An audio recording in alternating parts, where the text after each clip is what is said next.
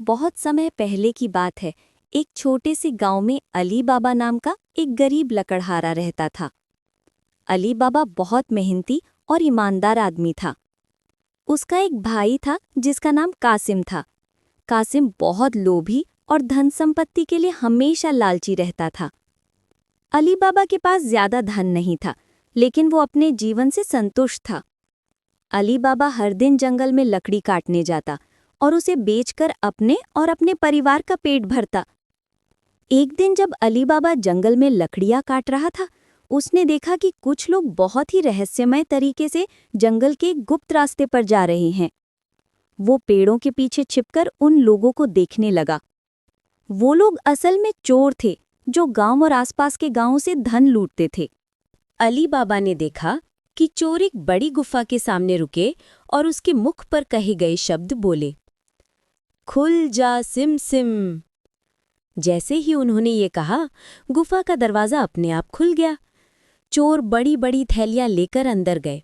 थोड़ी देर बाद चोर वापस आए और बोले, बंद हो जा सिम सिम। अली बाबा बहुत चकित हो गया। उसने सोचा, अगर मैं भी ये जादू जान जाऊं तो हम अपनी गरीबी दूर कर सकते हैं। वो चुपचाप गुफा के पास गया और वही शब्द बोला, खुल जा सिम सिम। जैसे ही गुफा खुली, अली बाबा ने अंदर देखा और उसकी आंखें चमक उठीं। वहां सोने, चांदी और कीमती रत्नों से भरी थैलियां थीं। उसने कुछ सोना और चांदी ली और घर वापस आ गया। अली बाबा ने अपने छोटे घर में आकर परिवार को वो धन दिखाया। वो बहुत खुश हुआ, लेकिन उसने ये राज किसी को नहीं बताया। अली बाबा का भाई कासिम जब ये बात जान गया तो वो बहुत लालची हो गया। उसने सोचा कि वो अली बाबा से भी ज्यादा धन कमाएगा। कासिम जल्दी से जंगल गया और वही जादुई शब्द कहकर गुफा में गया। लेकिन कासिम इतना लालची था कि उसने बहुत सारा सोना एक साथ उठाने की कोशिश की। अचानक उसे याद आया कि वो गुफा का जादुई रास्ता भूल गया और वो वहीं फंस गया। चोर जब लौटे तो उन्होंने कासिम को पकड़ लिया और उसकी लूट को देखकर उसे मार डाला। अली बाबा को ये खबर बहुत दुखद लगी, लेकिन उसने सोचा कि अब उसे चोरों से सावधान रहना होगा। चोरों को ये पता चला कि कोई गुप्त रास्ते को जान गया है। वे अली बाबा को पकड़ने की योजना बनाने लगे, लेकिन अली बाबा बहुत समझदार था। उसने अपनी बुद्धिमानी से हर कदम सोचा। अली बाबा के विश्वास पात्र दास, जो कि एक चालाक और निष्ठावान आदमी था, ने अली बाबा की मदद की। दास ने चोरों के रहस्य और उनकी योजनाओं को समझने के लिए खुद को गांव में छुपा दिया। एक दिन चोर अली बाबा के गांव पहुंचे। उन्होंने अली बाबा के घर के पास छिपकर हमला करने की योजना बनाई, लेकिन अली बाबा के दास ने उनकी योजना को समझ लिया। उसने गांव के लोगों की मदद से चोरों को धोखा दिया। दास ने मिट्टी के बर्तन में पानी और मिट्टी डालकर चोरों को गुफा में वापस भेज दिया। चोरों को लगा कि गांव के लोग भी बहुत बुद्धिमान हैं और वे अपनी सारी योजनाओं के साथ जंगल में भाग गए। अली बाबा ने अपनी बुद्धिमत्ता और ईमानदारी के साथ न केवल अपना जीवन सुरक्षित रखा, बल्कि गांव के लोगों को भी चोरों से बचाया। उसने सोना और चांदी का उपयोग गांव के विकास में किया। उसने गरीबों की मदद की और गांव में स्कूल, कुएं और रास्ते बनवाए। इस प्रकार अली बाबा का नाम गांव और आसपास के क्षेत्रों में प्रसिद्ध हो गया। लोग उसकी ईमानदारी, बुद्धिमत्ता और दया की बहुत तारीफ करते थे। अली बाबा ने ये साबित कर दिया कि मेहनत, समझदारी और ईमानदारी से जीवन में सब कुछ पाया जा सकता है। और इस तरह अली बाबा और 40 चोर की कहानी हमें ये सिखाती है कि लालच और चोरी कभी सफलता नहीं देती। Like and subscribe for more videos. Storytelling by Ayub. बहुत समय पहले की बात है। एक छोटे से राज्य में एक दयालु और सुंदर लड़की रहती थी, जिसका नाम सिंड्रेला था। उसके पिता एक अच्छे व्यापारी थे, लेकिन उसकी माँ का देहांत बहुत पहले हो गया था। पिता ने सोचा कि घर और बच्ची दोनों को एक औरत की देखभाल की ज़रूरत है, इसलिए उन्होंने दूसरी शादी कर ली। नई माँ के साथ 2 बेटियां भी थीं। बाहर से वे बहुत सुंदर दिखती थीं, लेकिन अंदर से घमंडी और कठोर थीं। सिंड्रेला को देखते ही उन्हें जलन होने लगी। वे हमेशा सोचती, ये लड़की कितनी मासूम और अच्छी है, लोग इसे हमसे ज्यादा पसंद कर लेंगे। धीरे धीरे सिंड्रेला के पिता का भी निधन हो गया। अब घर की मालकिन सौतेली माँ थी। उसने सिंड्रेला को नौकरानी की तरह काम में लगा दिया। सुबह से लेकर देर रात तक सिंड्रेला घर की सफाई करती, बर्तन मांजती, खाना बनाती और कपड़े धोती। उसके पास पहनने के लिए अच्छे कपड़े भी नहीं थे। वो अक्सर रसोई की आग के पास बैठ जाती और राख से उसका चेहरा और कपड़े गंदे हो जाते। इसी कारण उसका नाम सबने मजाक उड़ाते हुए सिंड्रेला रख दिया। फिर भी सिंड्रेला कभी शिकायत नहीं करती। वो चुपचाप अपने काम करती और अपने दिल में सपने सजाती। उसके सपनों में एक सुंदर जीवन था, जहां वो भी प्यार और सम्मान पाती। एक दिन राज्य में खुशखबरी फैली। राजा ने घोषणा की कि उनके बेटे राजकुमार एक भव्य नृत्य समारोह का आयोजन करेंगे। राज्य की हर युवती को उसमें बुलाया जाएगा ताकि राजकुमार अपनी होने वाली पत्नी चुन सकें। ये सुनकर सौतेली बहनें खुशी से उछल पड़ीं। वे घंटों आईने के सामने बैठकर सजने संवरने लगीं। सिंड्रेला ने भी सोचा, काश मैं भी इस समारोह में जा पाती। उसने हिम्मत करके अपनी सौतेली माँ से पूछा, क्या मैं भी नृत्य समारोह में जा सकती हूँ? सौतेली माँ ने तिरस्कार से हंसते हुए कहा, तुम उस गंदे कपड़े और राख वाले चेहरे में? राजकुमार तुम्हें देखना भी पसंद नहीं करेंगे। फिर भी उसने शर्त रखी, अगर तुम सारे काम पूरे कर लो और तुम्हारे पास जाने लायक कपड़े हों तो चली जाना। सिंड्रेला ने पूरी मेहनत से काम किया, लेकिन जब उसने कपड़ों की बात की तो सौतेली माँ और बहनों ने उसके कपड़े फाड़ दिए। बेचारी सिंड्रेला रोती हुई रसोई में जा बैठी। तभी अचानक एक सुनहरी रोशनी फैली। उसके सामने एक दयालु परी खड़ी थी। वो उसकी गॉडमदर परी थी।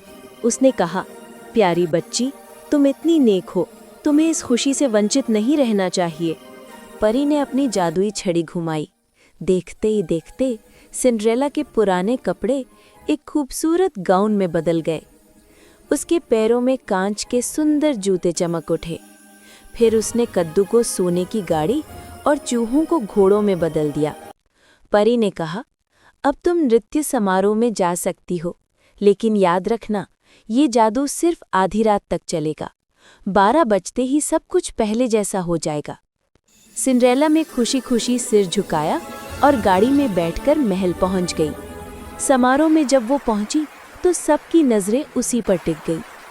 कोई नहीं जान पाया कि ये कौन है। उसकी चमकती मुस्कान और शालीनता ने सबको मोहित कर लिया। राजकुमार तो जैसे उसे देखते ही मंत्रमुग्ध हो गए। उन्होंने पूरे समारोह में सिर्फ उसी के साथ नृत्य किया। सिंड्रेला भी पहली बार इतना सम्मान और स्नेह पाकर बहुत खुश थी। उसे लगा जैसे उसका सपना सच हो गया हो। लेकिन तभी घड़ी ने 12 बजने का संकेत दिया। सिंड्रेला घबरा गई और जल्दी से महल से बाहर भागी। भागते भागते उसका एक कांच का जूता सीढ़ियों पर छूट गया। राजकुमार ने उसे उठाया और सोचा, मैं इस जूते की मालकिन को ढूंढ कर ही रहूंगा। अगले दिन पूरे राज्य में घोषणा हुई, राजकुमार उसी लड़की से विवाह करेंगे जिसका पैर इस कांच के जूते में फिट होगा। सैनिक हर घर गए। सभी लड़कियों ने कोशिश की, लेकिन जूता किसी के पैर में नहीं आया। आखिरकार वे सिंड्रेला के घर पहुंचे। सौतेली बहनों ने भी कोशिश की, लेकिन उनके बड़े पैरों में वो जूता बिल्कुल फिट नहीं हुआ। जब सैनिकों ने सिंड्रेला को बुलाया तो सौतेली माँ ने विरोध किया, लेकिन राजकुमार के दूतों ने कहा, राजकुमार का आदेश है कि हर लड़की को मौका दिया जाए। सिंड्रेला ने धीरे से जूता पहना। सब चकित रह गए, क्योंकि जूता उसी के पैर में पूरी तरह फिट बैठा। तभी उसने दूसरा जूता भी निकालकर पहन लिया। सौतेली माँ और बहनें हैरान रह गई। उन्होंने समझ लिया कि जिस लड़की का वो मजाक उड़ाती थी वही असली राजकुमारी बनने वाली है। कुछ ही दिनों बाद राजकुमार और सिंड्रेला का भव्य विवाह हुआ। पूरे राज्य में खुशियां मनाई गई। सिंड्रेला ने अपने सौतेली माँ और बहनों को भी माफ कर दिया, क्योंकि उसके दिल में नफरत नहीं, सिर्फ दया और प्यार था। और इस तरह राख में जीने वाली मासूम सिंड्रेला सचमुच की राजकुमारी बन गई। उसने साबित कर दिया कि धैर्य, दया और अच्छाई हमेशा जीतती है। तो ये थी सिंड्रेला की कहानी, जो हमें सिखाती है कि चाहे हालात कितने भी कठिन क्यों ना हो, अगर दिल साफ हो और उम्मीद बनी रहे तो किस्मत एक दिन जरूर बदलती है। Like and subscribe for more stories by Ayub. Storytelling by Ayub. बहुत समय पहले एक छोटे से गांव में एक दंपति रहता था। उनकी एक ही इच्छा थी कि उनके घर में एक बच्चा आए। उनके घर के पास एक ऊंची दीवारों वाला बगीचा था जिसमें एक दुष्ट चुड़ैल रहती थी। उस बगीचे में तरह तरह की हरी सब्जियां और जड़ी बूटियां थीं। एक दिन पत्नी ने दीवार के पार एक खास तरह की हरी पत्तेदार सब्जी देखी और उसे खाने की इच्छा हो गई। वो बोली कि अगर उसे वो सब्जी नहीं मिली तो वो बीमार हो जाएगी। पति अपनी पत्नी के लिए दीवार भांत कर बगीचे में गया और थोड़ी सब्जी ले आया। पत्नी ने वो सब्जी खाई और फिर उसे फिर से इच्छा हुई। जब पति दोबारा बगीचे में गया तो चुड़ैल ने उसे रंगे हाथ पकड़ लिया। चुड़ैल ने कहा कि अगर वो अपनी जान बचाना चाहता है तो उससे होने वाले बच्चे को उसे देना होगा। मजबूरी में पति ने हाँ कर दी। समय आने पर एक सुंदर बालिका का जन्म हुआ। चुड़ैल उसे ले गई और उसका नाम रपुंजल रखा। जब रपुंजल थोड़ी बड़ी हुई तो चुड़ैल ने उसे जंगल के बीच एक ऊंचे टावर में बंद कर दिया। उस टावर में न दरवाजा था न सीढ़ी। जब चुड़ैल को अंदर जाना होता तो वो नीचे खड़ी होकर कहती, रपुंजल रपुंजल, अपनी चोटी नीचे करो। रपुंजल के बहुत लंबे और सुनहरे बाल थे। वो अपनी चोटी नीचे लटकाती और चुड़ैल उस पर चढ़कर ऊपर पहुंचती। रपुंजल बहुत अकेली रहती थी। उसके पास बात करने के लिए कोई नहीं था। वो खिड़की से बाहर देखा करती और गाने गाती। एक दिन एक राजकुमार जंगल से गुजरा। उसने रपुंजल की सुरीली आवाज सुनी और आवाज की दिशा में चल पड़ा। उसे वो ऊंचा टावर दिखाई दिया, पर उसमें जाने का कोई रास्ता नहीं दिखा। राजकुमार रोज उस रास्ते से गुजरता और रपुंजल का गीत सुनता। एक दिन उसने देखा कि चुड़ैल आई और कहा, रपुंजल रपुंजल, अपनी चोटी नीचे करो। ये सुनकर राजकुमार ने सब समझ लिया। उसके जाने के बाद राजकुमार ने भी वैसा ही कहा। रपुंजल ने सोचा कि चुड़ैल ही आई है और उसने अपनी चोटी नीचे कर दी। राजकुमार ऊपर पहुंचा। पहले रपुंजल डर गई, पर राजकुमार ने प्यार से बात की। दोनों धीरे धीरे मित्र बन गए। राजकुमार ने कहा कि वो उसे इस टावर से आज़ाद करेगा। रोज वो रेशमी कपड़ा लाता और रपुंजल को सीढ़ी बनाने को कहता। लेकिन एक दिन चुड़ैल सब जान गई। उसने रपुंजल के लंबे बाल काट दिए और उसे दूर एक वीरान जगह भेज दिया। अगली बार जब राजकुमार आया और चोटी पर चढ़ा तो ऊपर चुड़ैल मिली। चुड़ैल ने गुस्से में उसे नीचे धक्का दे दिया।